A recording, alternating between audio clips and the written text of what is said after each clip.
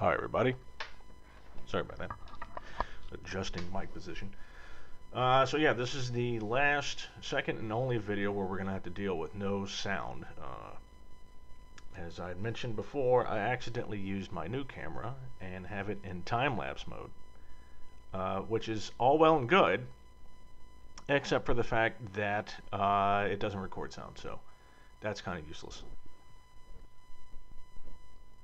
And seeing as how I'm not going to start layering music on top of things, who knows? Anyway, so um, kind of picking up where we left off in doing the ribs.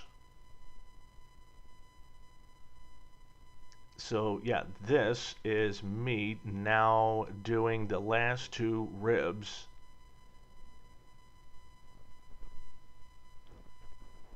in the right tank. So I got a nice little camera angle here, so applying a very generous amount of sealant, and then Clecoing it in, and it works pretty well. Now the generous sealant method that I've been using on this tank, and I've been mentioning it in every video, because I need to remember that this is a good way to do it. It works really well. The one hitch is when you're doing the most outboard rib right there at the end there. So because it's kind of the outer ceiling rib of the tank, you know, I mean, it's a serious piece of metal. There's probably a third more rivets all the way around. As you can see, they're much more densely packed. That makes fitting that rib in place kind of difficult.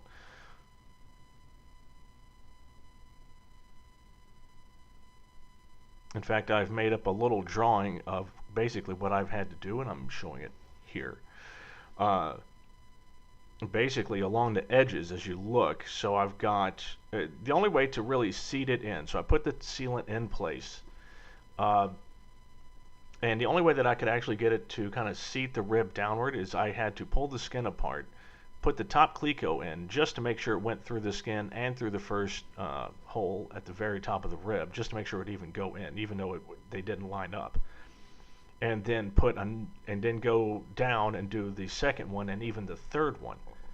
Once you had three clecos through, that was enough to actually kind of seat the rib down in place. And now that's for that one side. That doesn't even include the other side.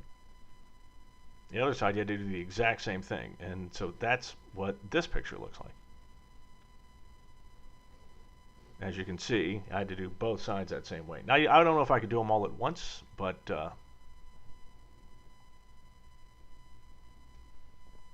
I don't think you could do both sides at once. So here I am just squeezing it in. It's pretty simple.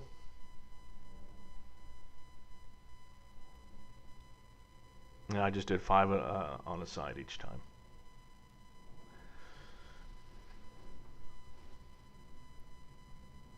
So yeah, I'm actually at the point where I'm stymied. After you do this, I've got all the pieces ready.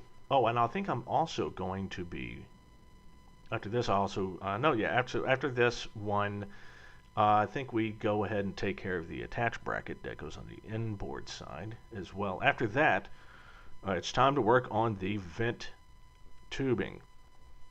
So the fuel vent tubing, there's Matthew, our mechanic. So the fuel vent tubing that goes across the span of the fuel tank, you know, it's a 1/4-inch aluminum tubing.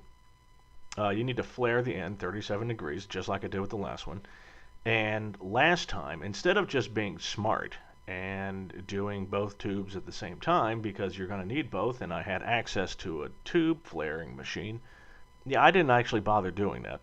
I just did one. So now I've had to arrange to meet the same gentleman with the flaring tool, only because, you know, a good one, I bought a shitty one. I got on Amazon, found a 37-degree flare tool, paid $15 for it.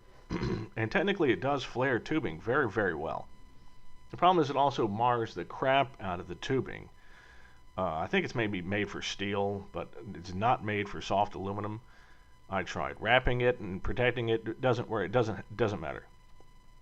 It does not matter. You will wind up biting the crap out of the outside. It almost looks like you put it through a pop rivet gun, because that's basically what it is.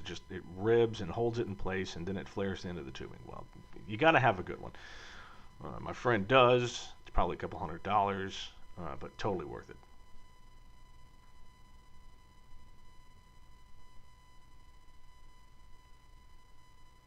Okay, so now that all the ribs are in place, actually, doing the J channel. I wish, yeah, this is a really poor angle. This is the messiest part of the whole tank right here, is doing the J channel. So the J channel stiffener goes along the upper part, and here I am laying out all of the sealant for it. So the J channel, of course, sits on the upper skin, and to slide it into place, you don't have a lot of leeway. And don't forget that this thing's already kind of slightly warped from being dimpled. So as you slide that thing into place, it just slides sealant all over creation. And getting it in is one of the messiest things. You're gonna slop sealant everywhere. So you got to put a lot. And that's what really stinks. You have to put a lot. And you also have to make sure, before you put it in, that any of the shop heads of rivets that you need to have covered with sealant beneath it are covered, because after you put this J channel in, there's one or two that you can't see anymore. You want to add sealant to it, you would basically just have to fill the damn thing up. Fill that channel area up. So you have to make sure all those are nice and covered. So anyway, yeah, just getting that thing in, it's a total mess.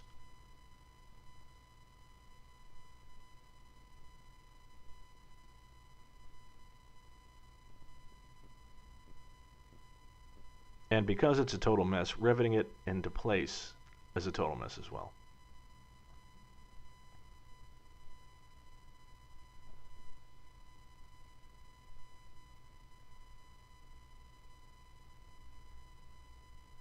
All right, and now that that is done, we are riveting on the attach bracket. And I learned my lessons from last time. I didn't bother putting too much sealant on that most inboard rib close to where that is, because you have to cut it all out, because the attach bracket basically sits up next to the rib. It seats next to the rib next to it. So if you have too much stuff in the way, sealant in the way, it just doesn't work. So anyway, it went really fast. And like I said, now I'm stymied waiting on the tool thing. So I'll get to that this weekend. Until then, I actually have nothing to do, so I'm going to take a few days off. So see you soon.